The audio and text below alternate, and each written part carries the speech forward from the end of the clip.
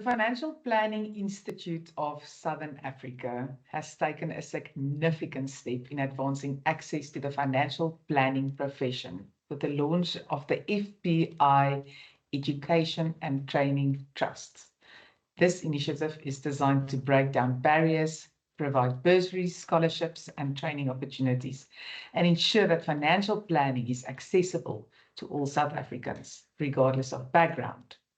Today, I'm joined by FPI CEO Lelané Bezuidenhout and Ronald Matande, COO from the FPI, to talk about the vision, purpose, and the future of this trust. Welcome, Lelané and Ronald. It's really exciting to talk to you. Thank you, Rianet. Wonderful to be in your studio. Hi, Ronald. Thanks, Rianet. It's a pleasure to be here. So I think Lelané, I know this has been coming for a very, very long time. So if you don't mind, won't you please share high level the story behind the story? So it started a few years ago. I mean, when I started the FPI in about 2014, this has really been in the making. And it started with a chair, one of the chairs, Prem Govender, who you also met. And she got the idea from what had happened at the FSB at that point in time, when they have the trust for the school competitions they had. And she said, wouldn't it be wonderful if we have a trust like this at the FPI to make sure that we grow the profession? So that was ideated by Prem. It then got carried forward by the next chair of the board, Sanki Murata, who then said, let's put it together. And he's a legal expert who actually specializes in trust matters. And then from Sanki, it went to Naveen Rampasat, who then helped us to work through the motions. So fast forward to the 4th of September, it's a dream that has come true, Rianet, for the Financial Planning Institute, because there just is not enough funding for everybody around to actually grow the financial planning profession.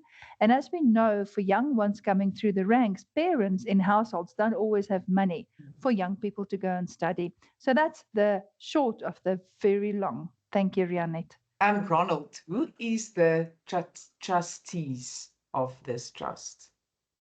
Thanks, Rianet. The trust deed requires that FPI office bearers should also serve as trustees on the trust. So currently, Lelané as CEO serves on the trust. I also as COO serve on the trust. But the deed also makes provision that additional trustees can be appointed as necessary. And the criteria that we would apply in those instances would be to look at the experience that these trustees would bring, obviously looking at what the objectives of the trust are. So as an example, we may see trustees who've got an education background, particularly with institutions of higher learning, because they would obviously understand what is required in terms of how we do the evaluations to see who can potentially benefit. We could see experts in, for example, in the finance space or the taxation space, because obviously there is a large element of what we do with these tax benefits in the form of Section 18A certificates that would be required. And I'm just giving examples. There could also be representatives, of course, from the financial services sector who would perhaps have an input into how the workplace training initiatives that we hope to launch with the trust would be carried out. So currently, the trustees are office bearers of the FPI, but the trust deed and our governance plan around the trust does make provision for additional expertise as needed. Okay.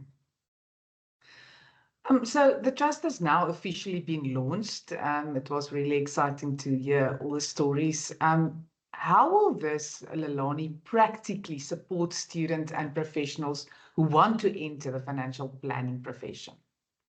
Thank you for that question, Rianet. Now we know, if I reflect on my own journey, you would need money to study. You would need a workplace to actually then obtain your practical knowledge, but you also need mentorship. So if you look at all those components coming together, the trust will definitely do all of that. It will provide funding for somebody who wants to study a SAQA recognized qualification in financial planning, and that's on the various NQF levels. So we must stress that it's not just on CFP level. In other words, not just on NQF 8 level. We will also fund qualifications from an NQF 5 all the way up into CFP level, which sits on an NQF 8.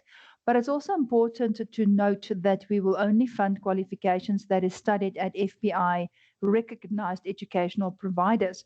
Now, why is that important? The FPI recognize those educational providers in that they are dovetailing their curriculum and their qualification 100% with the international financial planning curriculum. So we have to make sure that that qualification is on the right level. We will then also look at your experience. So loosely the 4 E's framework, Rianet, if I can put it loosely like that. So it's your education, then your experience. Everybody needs experience before you can actually become a professional member. So this is where we would assist you by finding workplaces at some of our corporate partners, where we will place you to then obtain the experience. But then definitely to assist you with the exams you need to write. So with all professional bodies, not just the Financial Planning Institute, all SACWA recognized professional bodies run what is commonly known as a board exam. So that is where we will also definitely support, but then mentorship. But it's not just about that. You know, Ronald mentioned this at the launch on the day, that 75% of the funds that is actually applied to the students, 75% would go to funding your bursary, etc., etc. But 25% will assist you to buy books, transport. You know, some of these students really don't even have the basics like books. So this is really what the trust would go towards. But we will also fund very important research that we would need in the financial planning profession, not just locally, but definitely globally. So we look forward to what this trust can do. And obviously, by default, it would assist to grow the financial planning profession within South Africa. You mentioned qualifications, specific qualifications and institutions. Can you maybe give me some examples of that? Yeah, and hopefully, apologies in advance if I forget about one or Yes, two, but 100%. Ronald is there to help me if I forget. So the very first one is the University of Free State. They've always walked the journey with us for quite a few years. They were the first educational provider that was actually recognized. So it's University of Free State, University of Stellenbosch. We have Milpark Education. We have the University of Johannesburg that we have. We have Moonstone. We have, who else do we have, Ronald? There's somebody that I know that I'm forgetting. Sanlam Distribution Academy. Exactly. So we've got Nelson Integrity, Nelson Mandela, NMU. And we definitely also have Integrity Academy. And we, of recent, are in the process of recognizing even more educational providers. And it's important for us to recognize them, but it's quite a lengthy process, Rianet. Some of the universities, like the University of KwaZulu-Natal, it took us quite a few years because we had to help them to align and dovetail their qualification with the global standard. And Boston, let me not forget about Boston. Yeah, is the qualifications all called financial planning, or is there various steps towards? They have different names. Yeah, Okay. they have different. That's a brilliant name, a brilliant question, Janet. So you'll find that it is a BCom honors in financial planning, for instance, which is on NQF 8 level. You'll find that it is the postgraduate diploma in financial planning, that's on the 8 level. But then as you go down the NQF levels, they have different names, like a certificate in financial planning or wealth management. But all of that is on the FPI's website. So you just have to go to educational providers. Once you click there, you'll see the educational providers with all their recognized qualifications. And one educational provider may have more than one approved qualification, like Milpark Education. We've approved their qualifications from NQF 5 all the way to up to 8, same as Moonstone, for instance. Okay, great. I assume the whole application process also happens then online. So how will it work? Where do you apply? Is there specific minimum requirements? Give us some detail on the practical workings of that process, just for those who are really keen to take the next step. Yeah, sure. The moment the trust went live and social media started going out, obviously we started getting phone calls from young, eager people to move into the financial planning profession. But like with the CETAs, and by no means are we saying that we are a CETA, we are not. But like with the CETAs, when the open funding window does not open the whole year, there's certain funding windows. So when the funding windows open, which is most likely only in 2026, we will post on social medias, we'll send out mailers, and we'll also create awareness at the universities. But once that is alive, absolutely right. It will be an online process. Interested candidates can go to the FPI's website and they will find that there's a landing page for the trust, but that will obviously only become alive once the funding windows is open.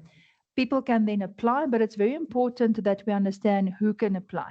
So it is somebody who wants to move into the industry, somebody who's at one of the universities, or somebody who maybe is one of the components. Let's say there's a student who never finished their BCom in financial planning because they ran out of funds, but now they really want to finish it. Sometimes students get to that second year and they just start the third year, but then they run out of funds. And this is really to help those people to complete the journey. So yes, indeed, Rianette, it will be online. And once all the applications are received, it will actually go to a selection committee. It's very clearly codified and written in the trust deed that there's an independent selection committee that will look at all the criteria. Okay. Ronald, maybe you can tell us more about how the trust will be funded and the important role of donations. Absolutely, Renate. I think before I get into the funding, I just wanted to add to what Lelané said around who can qualify. I think there's there's recognition of prior learning, which is something that as the FPI we really try and make or raise the awareness of. To the point that Lelané just made, our circumstances are very different. So you could find yourself already in financial services. You're employed at an FSP. You're already doing the work, but you didn't get the opportunity to go through a formal qualification route. And what we're saying here is that we recognize that. So not only from a trust donation or bursary application perspective, but even also from an application for membership as well. So what we're simply saying here is if you believe in the profession of financial planning, please reach out to us, obviously, when the funding windows. In all cases will be looked at on a case-by-case basis. But of course, before all of that, we need the funding. So how is this going to be funded? So to start off with, the trust was founded by seed funding from the FPI, the professional body, which is ACT. Obviously, we are the professional body that looks after the financial planning profession in South Africa. So that sort of makes sense. But its future impact, so the future of the trust really relies on donations from individuals, members of society, corporates who believe in the profession. So far, what we've seen, and it was quite encouraging at the launch, is we've seen a huge number of people already signing up for debit orders, what we hope are lifetime debit orders, really. I mean, the amounts monthly may be small, but if you look at that as a lifetime commitment, to setting aside 200 Rand, 500 Rand every single month towards the trust, it's quite encouraging. We've also seen, people coming together, who've got enterprises of different shapes and form, saying, look, we'll put aside certain percentages of our earnings or our profits into the trust. So we really rely on donations. The other thing that I want to say is, the trust is tax exempt. We do have, the South African Revenue Services approval to issue Section 18A certificates. So there's a direct tax benefit to corporates and individuals alike.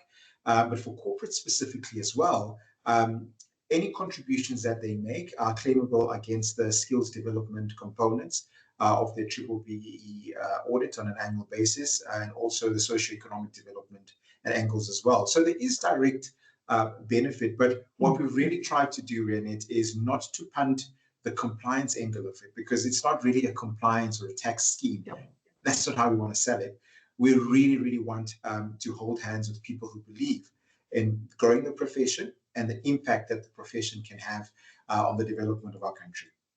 Yeah, and we know there are many people. So just for those who are watching the interview, we will include the QR code for people to sign up to donate on our socials where we can, as well as in the article. So we will make sure that we help in that journey, because I know there's a lot of people that will not think twice to start contributing, and because it's really, really, really for a good cause.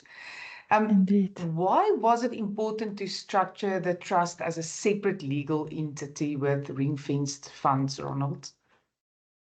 Yeah, I think the short answer is transparency. I think it was very important that anybody who's parting with their money, that they understand that there will be sufficient governance structures to ensure that there's transparency and there's accountability, but also to ensure that the trust is a separate legal entity from the FPI in terms of continuity. There's obviously a little bit of a conflict if you look at the fact that as an FPI, we're a membership association, and we do want to see the number of CFP professionals, RFP professionals, FSA professionals, which are our three designations at the FPI. We do want to see that number growing. But it was very important that we ensure that the work of the trust is separate from the work of the professional body, purely from an accountability perspective. This, like I said, just gives donors that confidence that the funds that they're parting with on a monthly basis, if they're on debit order, is really going towards the causes that we are setting out. Like Lelané said, there will be funding windows. Each funding window will be for a specific purpose. So what we simply wanted to do was to give that assurance and that comfort that if you're parting with your money to sponsor maybe a young female or young male who wants to get into an NQF6, NQF7 qualification, you've got the guarantee that there's a group of people who are managing these funds in a responsible way.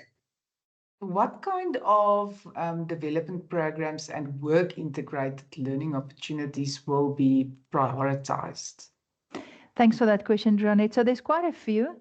The first one would, of course, be your formal education support. So that is your bursaries that would go towards NQF-aligned financial planning qualifications. But as I've mentioned before, these qualifications are then approved by SAQA. But it's not just qualifications that's from the Council of Higher Education, in other words, your universities. It would be qualifications that's at QCTO as well, which is the Quality Council for Trades and Occupation. And FPI just assisted NCTA to review the financial advisor qualification. And we reduced that qualification. I think it was something like 560 credits in terms of learning credits. And we just had to bring it down a little bit because to do a qualification at the QCTO at the same time at CHE, the time difference was just too big. So we did help the CETAs to bring or to align those credits more with what we see as more the normal type of credits. But then definitely, I mean, you've already alluded to that. It's your work-based type of learning that we have. So we have a structured mentorship program at the Financial Planning Institute that we will then use and dovetail and make available to the approved workplaces that we have. So the approved workplaces that we already have is all our corporate partners. So you'll see in our website that we have corporate partners like Liberty Life, Momentum, Sanlam, we have Citadel, we have FNB, a few Alex Forbes, those are the approved workplaces already. But then we also have about 20 approved professional financial planning practices across the country. And they are already approved workplaces of the FPI. And then definitely mentorship and coaching. Mentorship is extremely important. And one mentee could have more than one mentor. So you could have a mentor that specializes in investment planning in Gauteng, but then you can have a mentor that specializes more on the fiduciary side, estate planning, etc., in Cape Town. And because we have digital enabled platforms, it's very possible for us to facilitate that via the learning management systems that we have. So this for me is something, Rianette, that didn't come overnight. It's not something that we fell into. It's something that's been very carefully planned, making sure that the professional body has the tools together with the support of, let's call it the wider industry, to help us grow professionals that will work and will operate in the financial institutions. And we know with Kofi coming in, having professional members in your ranks only helps you with the compliance burden that will come through the new frameworks. So those are the opportunities. But as I've also mentioned, Ronald also alluded to it, there is recognition of prior learning opportunities that we have. What we see is they tend to be career changes, which is an interesting move. We're not just seeing it in South Africa, But as AI comes in and also automation and AI being two different things, you do find that there's certain professions that's actually being threatened by it. So you'll find that people may be in the number crunching type of professions. People would want to change careers to come over more to the human type of career where you can then actually start working with a human because AI cannot replace it. And to understand from an AI point of view, the person using AI is the one that may be more relevant than the one deciding not to use AI in the future. So we do see a lot of career changes that's coming into financial planning. But of course, with recognition of prior learning, you need to fill the gaps. And this is what the trust can also assist with, Rianet. Just out of interest, those career changes, is it typically what we would expect the older generation or not necessarily? In the US, the trend that we are seeing there is there's a lot of teachers that is changing careers, but also military professionals Oh, who is wow. changing. Yeah, and in South Africa, very interesting. We've seen the same trend all the way from teachers, definitely, but also, believe it or not, dominis, your priests, your coming in because it's all human specialized. You know, it's people that works Okay. with humans. Yeah, Yeah, wow. Very, very yeah. interesting. Lelané, how can corporates, members, and the public get involved in supporting this initiative? Well, thank you for that very valuable question. It's actually quite straightforward. You know, corporates and individuals can go to the FPI's website, they can click on the trust page and then donate directly. And as Ronald has already said, each donation qualifies for Section 18A certificate. But the support is not just about money. And I think I also said that already. You know, we need members can volunteer as mentors. They can provide workplaces that we really need, or simply be ambassadors for the trust and help spread the word. Mhm. And we need to think where we are this time of the year. As we are speaking, it's actually Will's month. So for somebody, you can actually put us in your will. You can say, some of my money can go to the FPI's Education and Training Trust Fund Awesome idea, to yeah. help grow. Yeah, so that is what you can do. So from estate planning included in your last will to say you want to contribute to growing the profession, but definitely mentorship. But your donation goes a very far way. Looking ahead, what impact do you hope the trust will have on the profession and on the communities financial planners serve?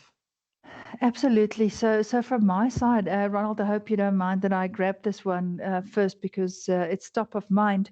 I really want to see, diversity and inclusion is very important for FPI, but it's people tend to focus a lot on diversity, but they forget about the inclusion part. So we really Mm. want to make sure that we include a group of diverse financial planners.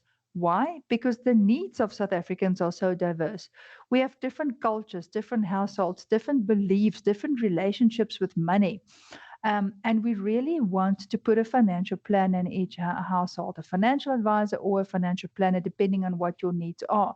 It may not be holistic financial planning, it may be the need for a good quality financial product that comes with appropriate professional financial advice.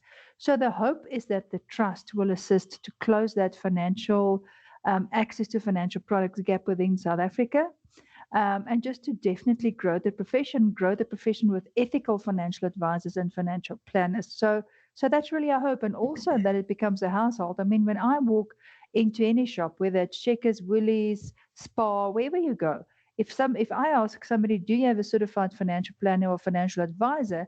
They need to say, yes, I have one, and they are a member of the Financial Planning Institute. So it's a very big dream. I mean, one of the examples I had in the US, because the CFP mark is quite big, is I decided one day I was going to get on a bus until I waited for some of my meetings to take place and just go somewhere, do a bit of sightseeing and sing. And people asked me what I do, and I thought, oh, to keep it short, I said, oh, I'm a CFP professional, and we set standards in South Africa. There was not a single person on that bus who did not know what a CFP professional was, and I was actually What? what. Yes, I was. I was very amazed. It could be because it's the FPSB is in Denver and I was in Denver, but there was not a single person on that bus who did not know. In fact, they all told me stories about my auntie, sister's cousin is actually studying towards becoming a CFP professional. So my dream is, Wow. yeah, my dream is really that we can take the awareness of what a financial planner is quite far and wide, but more so that each household in South Africa has access to professional financial advice and financial planning. And we can only achieve that if we grow the profession and make sure Yeah, we have more competent financial advisors and planners. Yeah, that's a dream. I love it. Ronald? Yeah.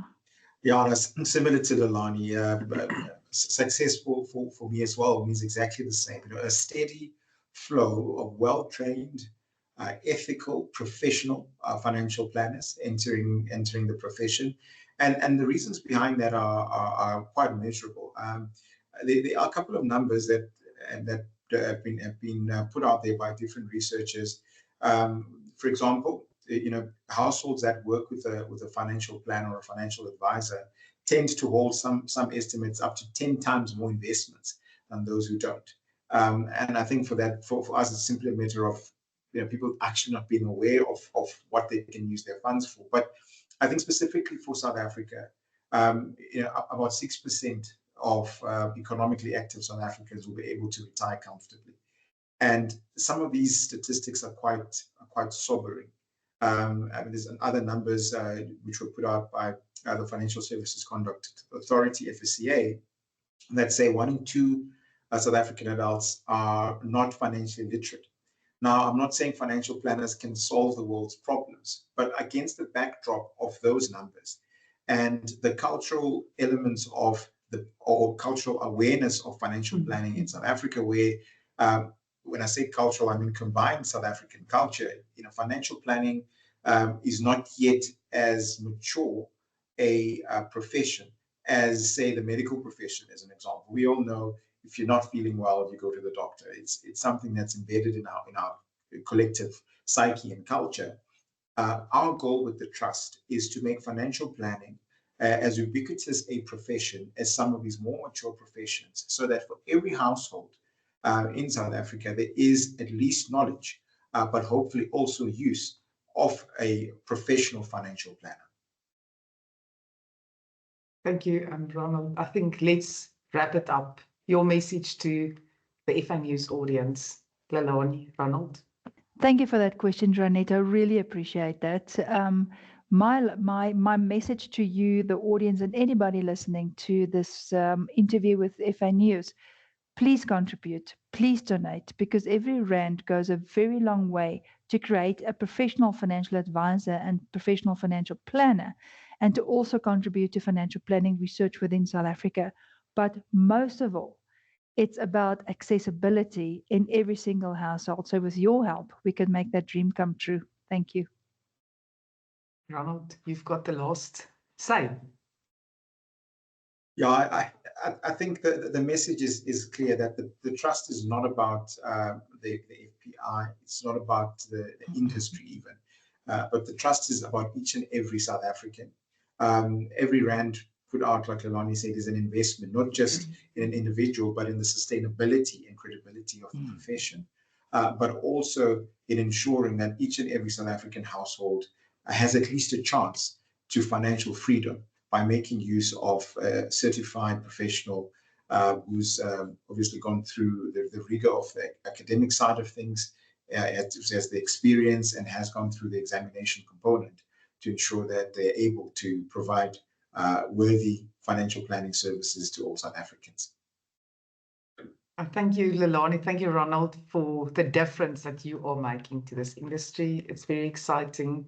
And I am sure we will do another catch up to just get some ideas on where we are once the first rollout has started. So well done, and thank you very much for your time.